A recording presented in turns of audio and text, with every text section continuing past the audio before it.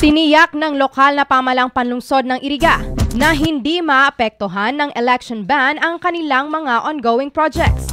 Ito ay mismong kinumpirma ni Iriga City Mayor Wilfredo Rex Oliva kung saan ani ay ayon sa kanilang legal office ay exempted at pinahihintulutan ng Commission on Elections o COMELEC ang kanilang LGU na ipagpatuloy ang kanilang mga nasimulan ng konstruksyon at mga gagawin pang proyekto.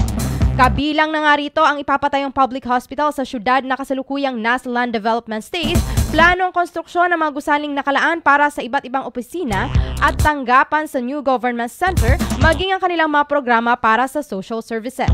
At tuloy-tuloy po ang construction because we are following the rules and regulations being promulgated by COMELEC. Kaya ang mga ongoing construction natin at mga gagawin pa, na-apply po natin sa COMELEC for exemption.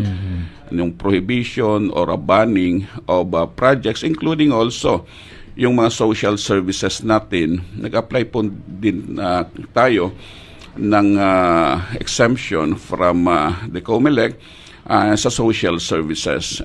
Aasahan ding may pagpapatuloy ang proyekto na may kaugnayan sa farm-to-market roads sa syudad na naging posible dahil na rin sa pakikipagtulungan ng LGU Iriga sa provincial government. Samantala, sinisiguro rin umano ng kasalukuyang administrasyon na patuloy nilang susundin ang mga panuntunan na ipinatutupad ng COMELEC ngayong nalalapit na ang midterm elections.